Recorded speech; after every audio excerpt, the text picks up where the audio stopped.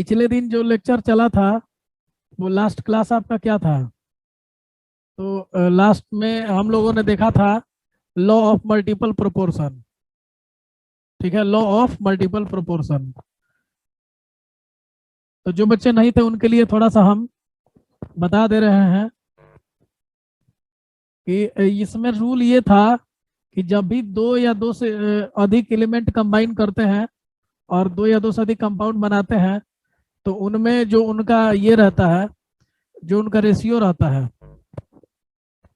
जो उनका मास का रेशियो रहता है वो हमेशा एक होल नंबर रेशियो होता है। तो जैसे देखो एक एग्जांपल दिए थे, सबसे पहले कार्बन और ऑक्सीजन मिल करके CO भी बनाए थे और कार्बन और ऑक्सीजन मिल के CO2 भी बनाए थे। तो देखो जी, कार्बन का मास 12 है, ऑक्सीजन का मास 16 है। यहाँ कार्बन का मास 12 है और ऑक्सीजन का 16 16 32 है। तो हम बोले थे लॉ ऑफ मल्टीपल प्रोपोर्शन में जो मैंने लॉ पढ़ाया था उसका नाम था लॉ ऑफ मल्टीपल प्रोपोर्शन। तो जो बच्चे नई क्लास की हो टेंशन मत लेना, इसका वीडियो मैं भेजूंगा क्लास के बाद और आप लोग को पूरा समझ में आ जाएगा। तो इसलिए अभी कोशिश कीजिए मैक्सिमम समझने का, आ जाए तो ठीक है, नहीं तो क्लास के बाद समझ में आ जाएगा। तो यहाँ पे जो आप देख पा रहे हो कि 16 और 32 का रेशियो ले लेंगे हम ऑक्सीजन के डिफरेंट मास का रेशियो। तो देखो यहाँ पे ये रेशियो 1:2 हो गया।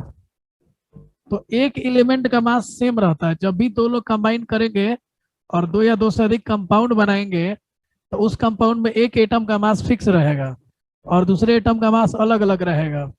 तो जो फिक्स अलग अलग मास जो है उनका रेशियो एक सिंपल रेशियो अगर आएगा तो वो लॉ ऑफ मल्टीपल प्रोपोर्शन को फॉलो कर रहा है।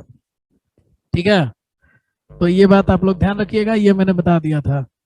अब जैसे देखिए सल्फर और ऑक्सीजन मिलके मान लीजिए SO2 बनाते हैं और सल्फर ऑक्सीजन मिलके ही SO3 बनाएंगे। तो अब देखिए सल्फर का मास कितना होता है, 32 होता है और ऑक्सीजन का 16 16 32 होता है। अच्छा यहाँ पे सल्फर का मास 32 होता है और ऑक्सीजन का 16 × 3 मतलब 48 होता है। तो आप देखो सेम मास को नहीं पकड़ना है, डिफरेंट मास का रेशियो लोगे तब 32:48 हो जाएगा और जब इसको कटाइएगा तो 2:3 हो जाएगा। तो आप देखिए 2:3 एक सिंपलेस्ट रेशियो है, इसको और सिंपल हम नहीं कर सकते हैं। इसका मतलब ये है ये लॉ ऑफ मल्टीपल प्रोपोर्शन को फॉलो कर रहा है। तो इस बात को आपको ध्यान देना है। ठीक है, तो चलिए ये बातें आप समझ गए होंगे। अब इसी पे क्वेश्चन हम करा दे रहे हैं। विच ऑफ द फॉलोइंग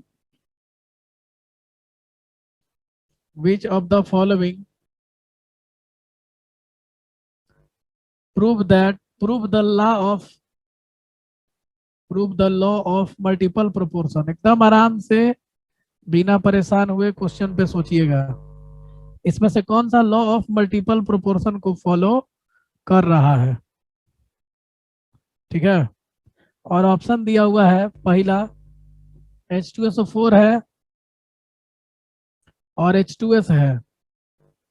दूसरा ऑप्शन है CCl4 और CH4। तीसरा ऑप्शन है H2O और ये CO2। और इसके बाद से चौथा ऑप्शन है N2O और ये NO। अब इन चारों में बताना है कि कौन सा इस लॉ को फॉलो कर रहा है। आप दिमाग लगाइए। तो सबसे पहली बात ये हम जो बोले हैं उस पर सोचिए जरा सा, क्या क्या बात हम बोले थे। हम बोले थे कि जब भी दो लोग कंबाइन करेंगे, दो अलग अलग कंपाउंड बनाएंगे, तो एक का मास फिक्स रखना है और दूसरे का मास अलग अलग रखना है। तो जो डिफरेंट मास का रेशियो होगा वो हमेशा एक सिंपलेस्ट होल नंबर रेशियो होना चाहिए। अगर ऐसा हो रहा है तो फिर हम लोग बोलेंगे कि ये लॉ ऑफ मल्टीपल प्रोपोर्शन को फॉलो कर रहा है। तो चलिए, किसी को अगर बताना है तो हैंड रेज कर सकते हो।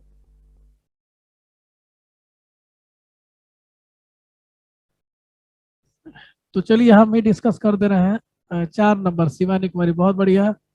4 नंबर कैसे हुआ बता सकती हो क्या? बताना चाहती हो? बताना चाहती हो तो बोलो, तुम्हें अनम्यूट करते हैं, मैसेज करो, नहीं तो आगे बढ़ेंगे। चलिए ठीक है, आपको अनम्यूट किया जाता है, बोलिए। मिलकर N2O बनाता है और NO भी बनाता है। नहीं नहीं, तो ये लॉ ऑफ मल्टीपल प्रोपोर्शन को कैसे फॉलो कर रहा है? सर N2 का मास हो जाएगा 28 और N का हो जाएगा 14 और ऑक्सीजन का हो जाएगा 16 दोनों में। तो अच्छा, 28/14 करेंगे तो हम लोग का 2:1 आएगा। बहुत बढ़िया। देखो जी, अब इसने बहुत सही सोचा बच्ची ने। देखो, यहाँ भी ऑक्सीजन का मास 16 है और यहाँ भी ऑक्सीजन का मास 16 है, और मेरे कहने के हिसाब से किसी एक का मास 16 होना चाहिए था, तो हो गया। और बाकी डिफरेंट जो बचे हैं उनका रेशियो ले लीजिए, तो 28:14। अब देखिए क्या ये सिंपलेस्ट रेशियो दे रहा है? तो आप देखेंगे कि ये 2:1 हो गया, और 2:1 को अब आप सिंपल नहीं कर सकते, तो बोलेंगे कि ये सिंपलेस्ट है, इसीलिए ये इस लॉ को फॉलो कर रहा है। अगर ये सिंपलेस्ट नहीं आता तो इस लॉ को फॉलो नहीं करता। तो चलो जी, तुम ही बता दो फटाफट कि बाकी तीनों आंसर क्यों नहीं होगा। शिवानी बताइए। सर क्योंकि ये बाकी तीनों का सिंपलेस्ट रेशियो नहीं आ रहा है क्या? चलो, और कोई बच्चा, और और कोई ट्राई करना चाहते हैं?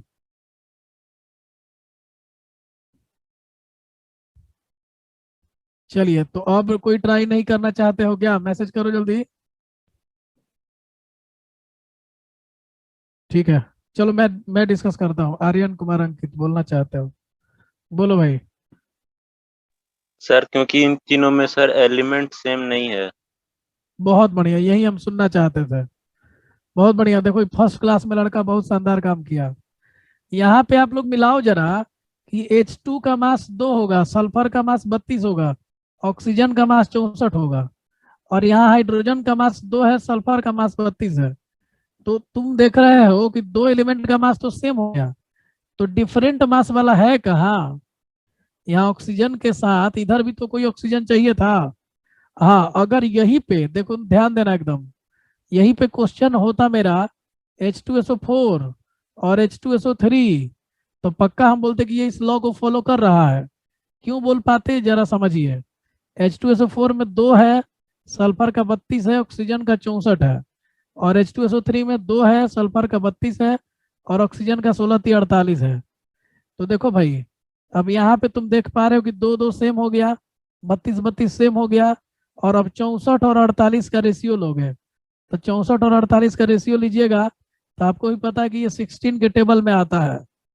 तो 16 4 जा 64, और 16 3 जा तो 4:3 एक सिंपलेस्ट रेशियो है।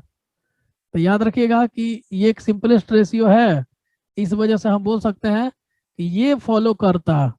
लेकिन क्वेश्चन में तो ये दिया हुआ नहीं है, तो इसीलिए ये पहला वाला जो है लॉ ऑफ रेसिप्रोकल प्रोपोर्शन को फॉलो नहीं करेगा। कंफर्म समझ गया सभी लोग? मैसेज कीजिए फटाफट कि समझे कि नहीं समझे, समझे कि नहीं समझे, मैसेज कीजिए फटाफट, यस यस लिख के भेजिए। देखो जी, हाइड्रोजन का सल्फर का दोनों जगह मास सेम है, बट डिफरेंट मास वाला ऑक्सीजन का पार्टनर इधर कौन है? तो कोई नहीं है, तो फिर चेक कैसे करेंगे? और वहीं यहाँ पे सेम क्वेश्चन को थोड़ा सा मॉडिफाई कर दिए, तो देखो ये फॉलो कर रहा है। क्यों फॉलो कर रहा है? क्योंकि ऑक्सीजन डिफरेंट है यहाँ पे, और दो लोग सेम भी हैं। तो इस तरह से हम लोग चेक करेंगे कि ये लॉ ऑफ मल्टीपल प्रोपोर्शन को फॉलो कर रहा है। अब देखिए इसमें बताओ, कौन बताएगा कि ये करेगा कि नहीं करेगा?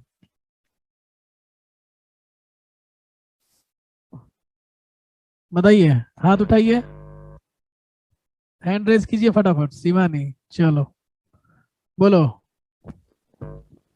सर एलिमेंट डिफरेंट है। एलिमेंट डिफरेंट है, बहुत बढ़िया। चलो हरिओम सिंह। दोनों में सर Cl4 सर इसमें नहीं है और H4 उसमें नहीं, दोनों में एलिमेंट डिफरेंट है सर। चलो Shivam Kumar. Sir element different है दोनों में इसलिए। हाँ बिल्कुल, देखिए जी सही बात है बिल्कुल। और आंसर देने के बाद अपना माइक बंद कर लीजिएगा। देखिए अगर यहाँ पे चेक करेंगे तो कार्बन का मास 12 आएगा और क्लोरीन का मास, जिन बच्चे को नहीं पता है, 35.5 होता है। इंटू 4 कर देंगे और कार्बन का यहाँ 12 है और हाइड्रोजन का 4 है, तो तुम बोलोगे कि इसको मल्टीप्लाई करोगे तो 142 आएगा। और यहाँ पे ये तुम्हारा तो 12 प्लस 142 और यहाँ 12 प्लस 4, तो बहुत सारे बच्चे कोशिश करेंगे कि 142:4 किया जाए सर और इनका रेशियो लिया जाए, तो रेशियो लेंगे तो 71:2 आएगा। तो बोलोगे कि ये तो सिंपलेस्ट है ही। हाँ तो इसमें कोई डाउट नहीं है मेरे को, ये सिंपलेस्ट नहीं है। 71 और 2 अब डिवाइड नहीं हो सकते हैं, फ्रैक्शन नहीं चाहिए मेरे को, सीधा सीधा चाहिए। तो सिंपलेस्ट तो ये नहीं, सिंपलेस्ट तो ये है, इसमें मेरे को कोई डाउट नहीं है। लेकिन जो एटम तुम चेक कर रहे हो, क्या वो एटम सेम है या अलग अलग है? तो अगर एटम अलग अलग हो गया तो फिर ये वैलिड नहीं है, ये रूल इसमें फॉलो नहीं होगा। मतलब तुम्हें चेक करना है तो सेम एटम को चेक करना है, ठीक है। अब ये भी क्वेश्चन में सेम वही कहानी, दिक्कत है। अब देखो हाइड्रोजन का 2 है, ऑक्सीजन का 16 है, ठीक है, और कार्बन का 12 है, ऑक्सीजन का 32 है। तो देखो जी, अब दिमाग लगा रहा होगा बहुत सारा बच्चा कि इसमें तो कैसे होगा सर, कोई तो मास सेम है नहीं। तो मास सेम कर लो, इसमें कौन बड़ा बात है। हाइड्रोजन का मास 4 करेंगे तो 16 से ये 32 हो जाएगा, डबल कर दिए। तो देखो जी अब जा करके तो मास हमने सेम कर लिया, ये 32 और ये 32 सेम हो गए, और रेशियो ले लिया तो 4:12 मतलब 1:3 आया, सिंपलेस्ट रेशियो है। लेकिन ये दोनों जो एटम तुम चेक कर रहे हो, ये हाइड्रोजन और कार्बन है, जो कि नहीं करते हैं, ये गलत चीज है। अगर चेक करना है तो हाइड्रोजन हाइड्रोजन में चेक करेंगे या कार्बन कार्बन में चेक करेंगे, दो अलग अलग लोगों में चेकिंग नहीं करते हैं। तो इसलिए ये ध्यान रखना, ना ये तीसरा होगा, ना ये दूसरा होगा, ना ये पहला होगा, सिर्फ आंसर हमारा चौथा होगा। क्लियर है सब लोग को? मैसेज कीजिए फटाफट, यस नो। इसमें भी तुम लोग को मेहनत ही लग रहा है क्या? स्क्रीनशॉट ले लो, आगे बढ़ते हैं और एक और क्वेश्चन कराते हैं, उसके बाद आगे बढ़ेंगे हम लोग।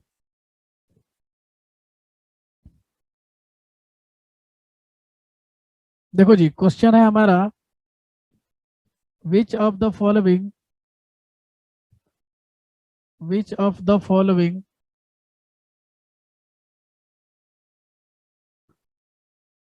does not follow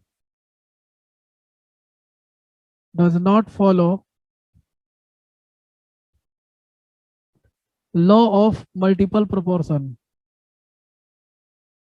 law of multiple proportion। इस पे कौन फॉलो नहीं करेगा ये बताना इस बार, ठीक है। और 4 ऑप्शन हम दे रहे हैं। पहला ऑप्शन है SnCl2, SnCl4। दूसरा ऑप्शन है PbO और PbO2। तीसरा ऑप्शन है FeCl2, FeCl3। और चौथा ऑप्शन है HCl और NaCl।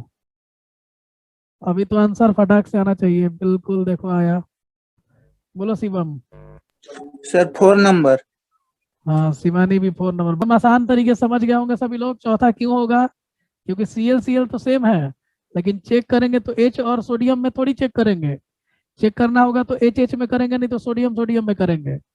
कभी भी दो अलग अलग लोगों के बीच में चेकिंग नहीं होगी, इसलिए ये इस लॉ को फॉलो नहीं कर रहा है। ये फॉलो कर रहा है, ये फॉलो कर रहा है, ये फॉलो कर रहा है, लेकिन ये फॉलो नहीं कर रहा है। चलिए तो उम्मीद करते हैं कि सभी लोग को ये लॉ समझ में आ गया होगा, ठीक है। और अब हम लोग चलते हैं अगले लॉ की तरफ। थोड़ा सा ये टिपिकल है, थोड़ा सा ये टेढ़ा है, नए बच्चे आप लोग को भी समझ में आएगा। जिनका आज पहला क्लास है आप लोग को भी पूरा पूरा समझ में आएगा, टेंशन फ्री रहिए, ठीक है। और दिक्कत हो तो बोला कीजिए। चलिए, अमृत कुमार, आर्यन कुमार, अंकित, स्वीटी, तुम लोग बताओगे अगर दिक्कत होगा तो। ये टॉपिक तुम लोग को समझ में आएगा, पिछला वाला आया या ना आया उससे कोई मतलब नहीं है। चलिए, वैसे हमको लग रहा है कि आ ही गया होगा। Law of reciprocal proportion, law of reciprocal proportion, ये हमारा अगला टॉपिक है, लॉ ऑफ रेसिप्रोकल प्रोपोर्शन। देखो बाबू, थोड़ा सा हम एनसीईआरटी से भी अलग पढ़ाएंगे, तो अगर किसी बच्चे को इसमें दिक्कत है तो मैसेज कर दो। एनसीईआरटी में ये टॉपिक नहीं है, तो थोड़ा सा एक्स्ट्रा पढ़ाएंगे क्योंकि 11th है। आप टेंशन मत लीजिए, 11th का एग्जाम बोर्ड में होता नहीं है, ठीक है? तो आप टेंशन फ्री होकर 11th में पढ़ सकते हैं। अगर किसी बच्चे को आपत्ति है कि नहीं सर एकदम बोर्ड लेवल ही पढ़ाइए, तो फिर वो मैसेज कर दीजिए। लॉ ऑफ रेसिप्रोकल प्रोपोर्शन या लॉ ऑफ इक्विवेलेंट प्रोपोर्शन, इसका दो लॉ का नाम है, ठीक है? तो उस टाइप के कोई बच्चे हैं तो बताओ भाई, मैसेज करो।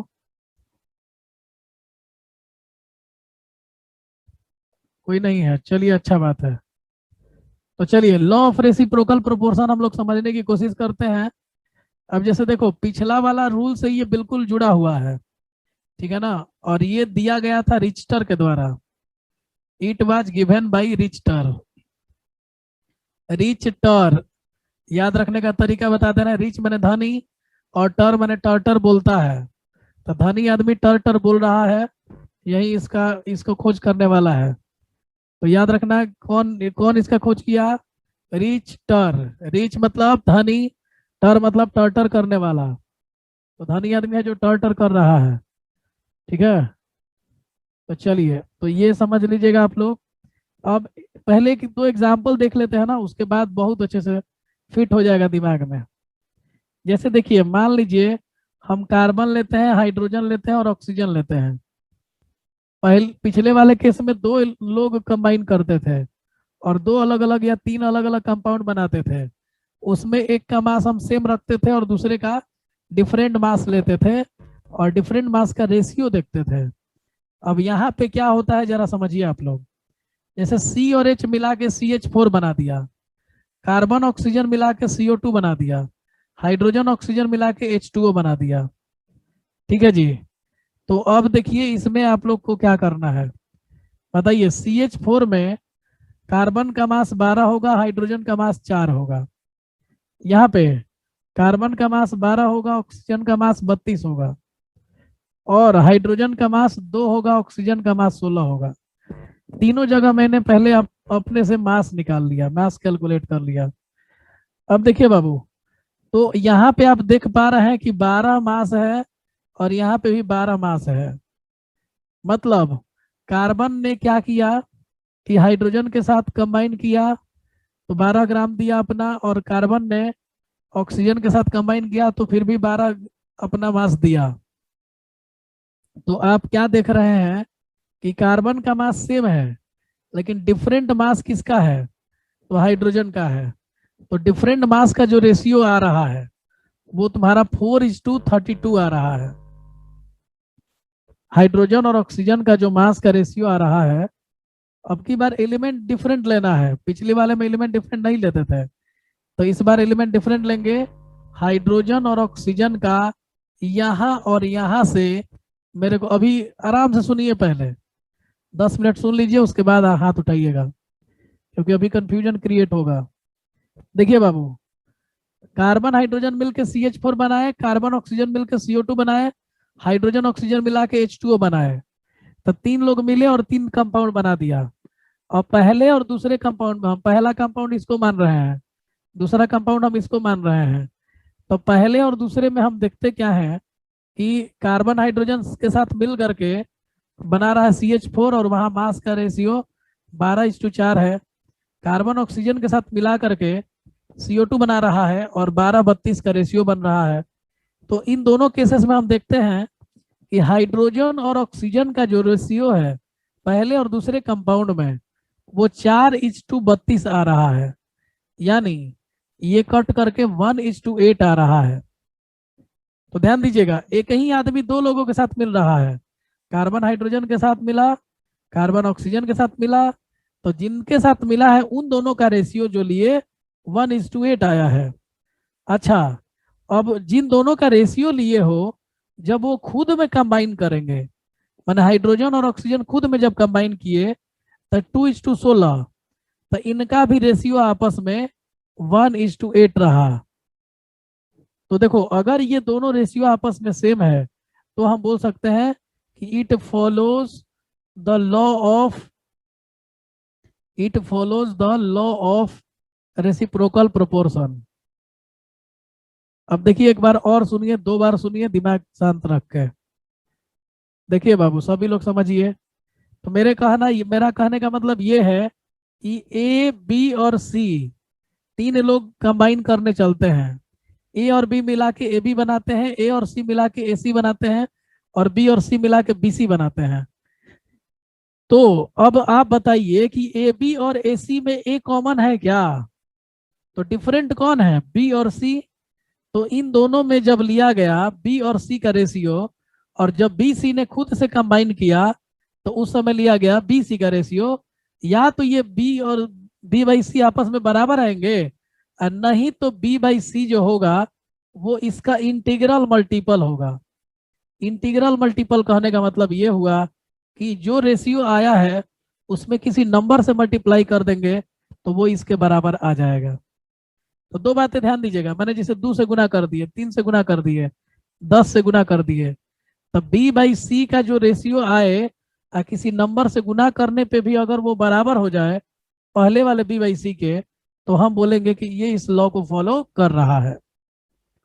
तो फिर से सुन लीजिए, ए बी मिल के ए बी बनाए, ए सी मिल के ए सी बनाए, बी सी मिल के बी सी बनाए।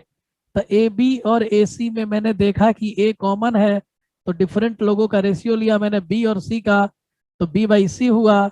और जब बी सी खुद कंबाइन करने गए तो रेशियो लिया बी बाई सी। अगर ये दोनों सेम आ गए, या फिर जो बाद में बी बाई सी आया है उसमें किसी नंबर से मल्टीप्लाई किए और पहला वाला प्राप्त कर लिए, तो फिर भी हम बोलेंगे कि ये इस लॉ को फॉलो कर रहा है, लॉ ऑफ रेसिप्रोकल प्रोपोर्शन और लॉ ऑफ इक्विवेलेंट प्रोपोर्शन।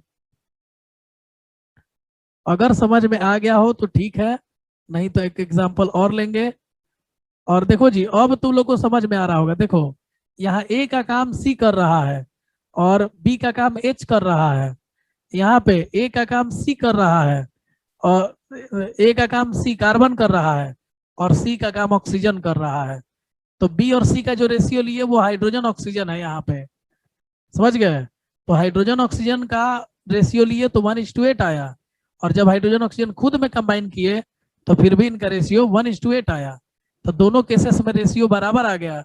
इसका मतलब ये तीनों मिला के फॉलो कर रहे हैं लॉ ऑफ रेसिप्रोकल प्रोपोर्शन को। तो जरा मैसेज कर दीजिए, समझ में आया कि नहीं आया? फटाफट मैसेज कीजिए। नो सर वाले मैसेज कीजिए जिनको दिक्कत हो रहा है। तुमको तो एक बार में समझ में आ जाता है। और कोई नो वाले?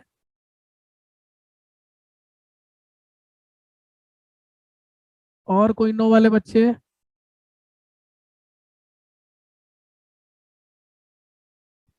और कोई नहीं है नो वाले? चलिए, तो एक बच्ची का नो है, फिर से हम कोशिश करते हैं एक बार। देखो बाबू, हम क्या बोल रहे हैं, पहले मेरे बातों को ध्यान से सुनिएगा। ए बी और सी मिला के 3 कंपाउंड बनाते हैं। ए बी मिला के ए बी बनाया, ए सी मिला के ए सी बनाया, और बी सी मिला के बी सी बनाया। मैं क्या बोल रहा हूं कि ए और बी जब आपस में मिले तो ए बी बनाया है, ए और सी मिले तो ए सी बनाया है।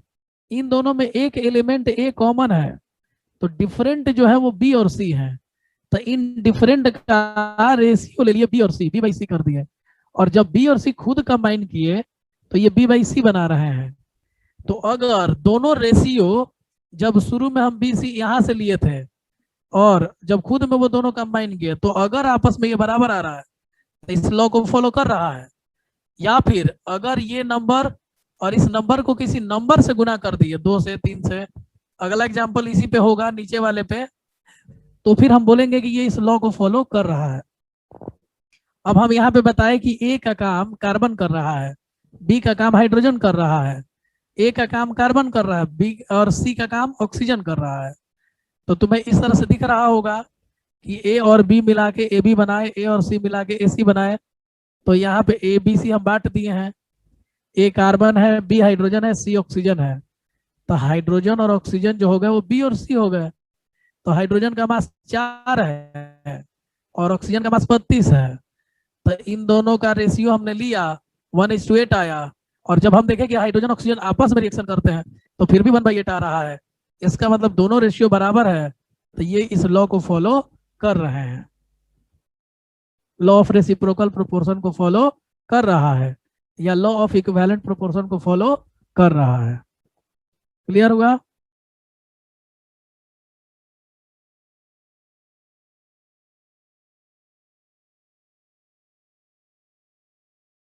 चलिए, तो क्लियर हो गया। अब हम लोग आगे बढ़ेंगे। तो नाइट्रोजन वाला एग्जांपल हम लिए थे, नाइट्रोजन वाला एग्जांपल हम लोग देखे थे, तो एक बार और देख लेते हैं। नाइट्रोजन, हाइड्रोजन और ऑक्सीजन।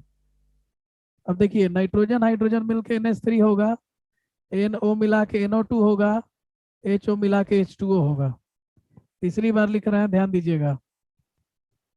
अब चलिए, इसका मास 14 + 3 है, यहाँ मास 14 + 32 है, और यहाँ मास जो है वो 2 + 16 है। तो हम बोले थे कि नाइट्रोजन का मास सेम है, 14 14 है, और आप ले लो 3:32। आया ना रेशियो? और जब यहाँ पे हाइड्रोजन ऑक्सीजन मतलब आपस में कंबाइन किए तो आपस में क्या आया है, 2/2 मतलब इसका 1:8 आया। तो हम क्या बोले थे, आप लोग ध्यान दीजिएगा, कि अगर आप मल्टीप्लाई करेंगे किसी नंबर से, सेम तो आया नहीं, तो अब हम नंबर से ही ना मल्टीप्लाई करेंगे, तो चेक करेंगे आपस में कि क्या ये नंबर आ रहा है कि नहीं आ रहा है। तो आप एक सॉल्व कीजिएगा तो 32 ऊपर जाएगा, तो 32/8 × 3, 8 4 जा 32, मतलब 4/3 आया। मतलब ये नॉट ए नंबर, ये नंबर नहीं है, ये फ्रैक्शन है। तो so it does not follow, so it does not follow law of reciprocal proportion. अगर यही 2 3 4 5 कुछ नंबर आ जाता तो हम लोग बोल देते कि नहीं, ये फॉलो कर रहा है रेसिप्रोकल प्रोपोर्शन। ठीक है जी। एक और एग्जांपल लेंगे तो आप लोग को पूरी तरह से फिट हो जाएगा दिमाग में, और तब इसका लैंग्वेज लिखवाएंगे। देखिए, जैसे मान लीजिए कि हम लोग ले लेते हैं ये हाइड्रोजन, ऑक्सीजन और सल्फर, 3 ले लेते हैं। देखिए जी, समझिएगा सभी लोग, हाइड्रोजन ऑक्सीजन मिला के H2O बना दिए, हाइड्रोजन सल्फर मिला के H2S बना दिए, और ऑक्सीजन सल्फर मिला के SO2 बना दिए। एकदम आराम से इत्मीनान से समझिएगा, कोई दिक्कत हो तो बोलिएगा। अब देखिए, हाइड्रोजन का मास 2 है, ऑक्सीजन का मास 16 है, हाइड्रोजन का मास 2 है, सल्फर का मास 32 है। तो देखो, हाइड्रोजन को सेम रखा गया है, तो हमको डिफरेंट किसका किसका लेना, ऑक्सीजन सल्फर का, और वो 16:32 आ रहा है। यानी यहाँ पे इनका रेशियो जो होगा वो 1:2 होगा।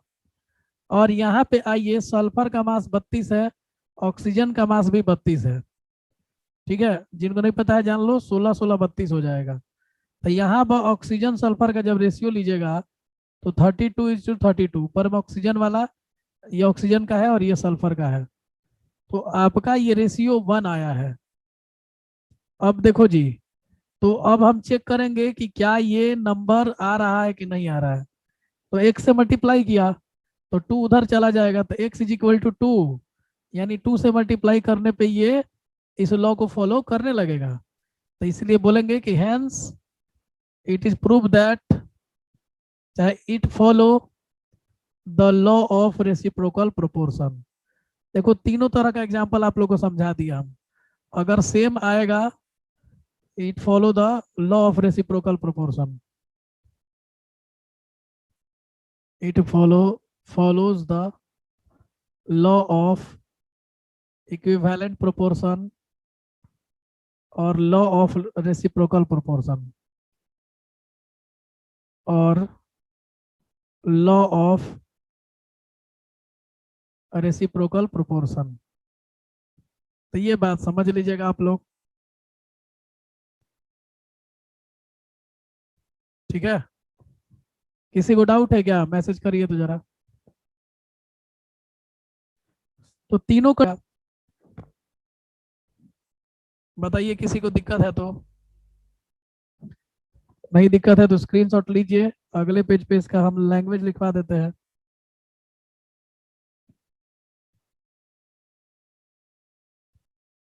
ठीक है, तो लिखेंगे लैंग्वेज इसका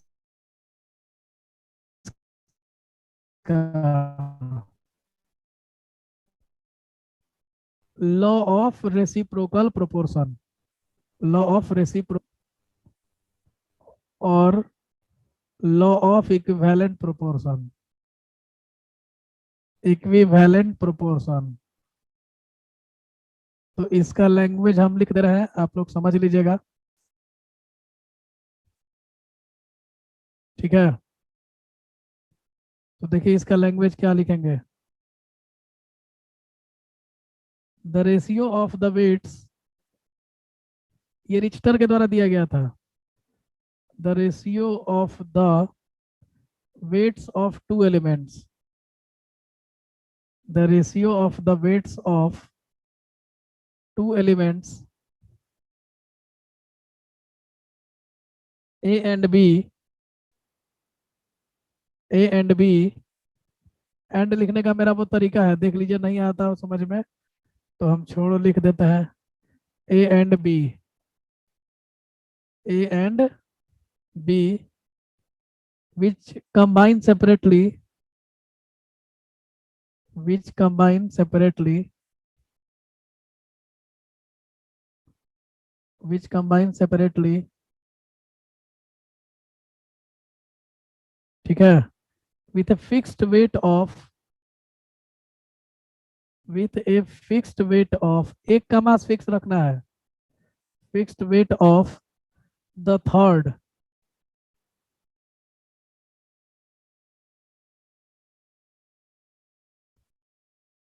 fixed weight of the third,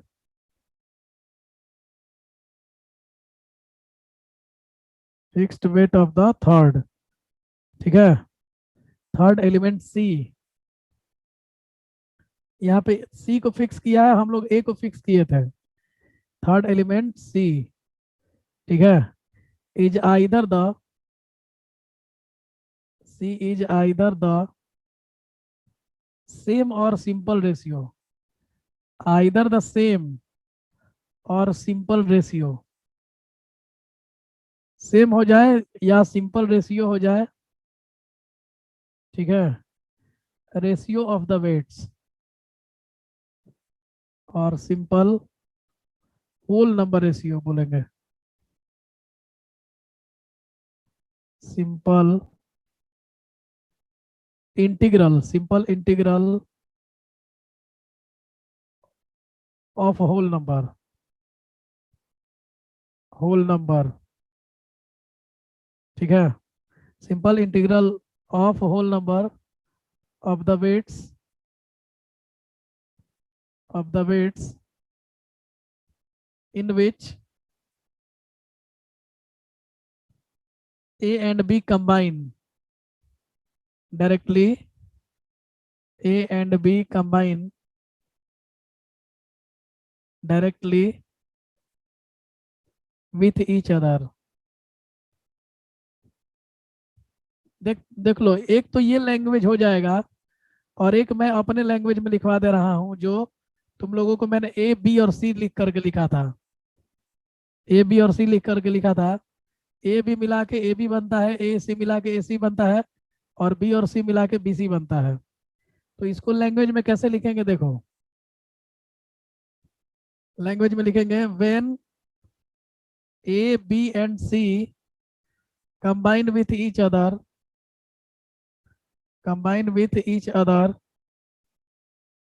and form three different compounds, and form three different compounds,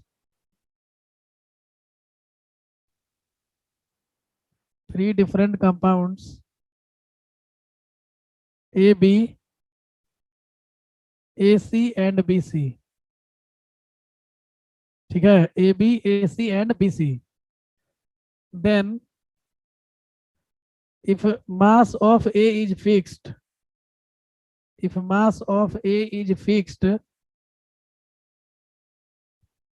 if mass of A is fixed, then the ratio of mass of B and C, ratio of mass of B and C separately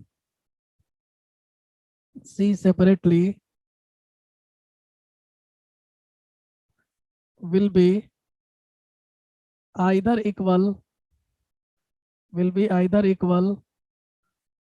or maybe integral multiple,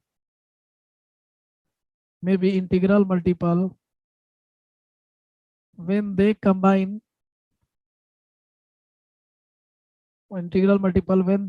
with each other,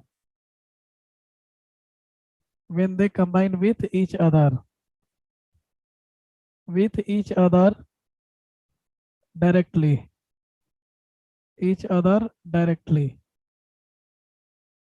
ठीक है।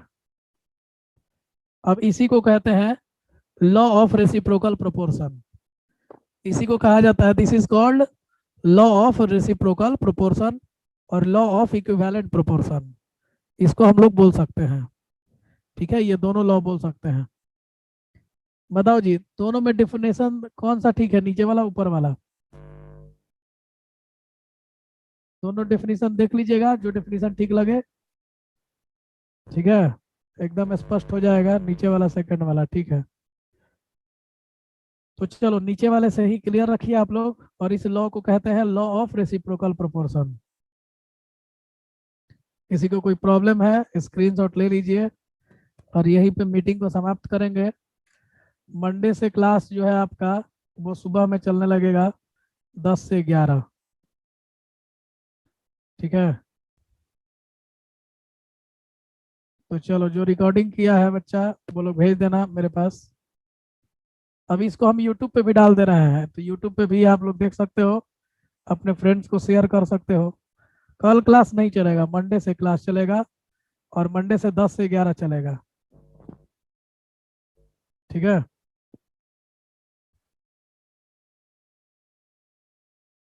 बोलो स्वीटी, तुम्हें समझ में आया क्या? Yes sir, आया है। पूरा समझ में आया कि 80%? सर कुछ नहीं समझ में आया, थोड़ा डाउट है। बोलिए बोलिए, कहाँ क्या दिक्कत हो रहा था? सर जो स्टार्टिंग में आप लॉ बता रहे थे ना, ये रेसिप्रोकल वाला पूरा आ गया, लेकिन जो पहले बताए थे ना वो हाँ, वाला तो नहीं आया था। उसका मैं वीडियो भेज दूंगा, पूरा समझ जाओगे। यस सर, ठीक है। चलिए, और आर्यन कुमार अंकित बताइए, यस सर। पूरा आ गया समझ में? Yes sir. कोई दोनों लॉ पूरा समझ में आ गया, कोई दिक्कत हुआ? सर हम कह रहे थे कि हम फर्स्ट डे से कर रहे हैं, मतलब फर्स्ट में थे। अच्छा अच्छा, तब तो ठीक ही है, तब तो अच्छा ही हो। ठीक है, चलिए, और किसी को कोई दिक्कत बच्चे को? चलिए, तो सब्जेक्ट का आनंद उठाइए और पढ़ते रहिए, मेहनत कीजिए आप लोग। पूरा वीडियो यूट्यूब पर अपलोड है, नहीं अभी जो पढ़ाते जा रहे हैं वो अपलोड कर दे रहे हैं, पहले क्लास से अब तक। हाँ, लगभग है, अभी एक दो बाकी है, 2 लेक्चर बाकी है, वो भी डाल दूंगा मैं।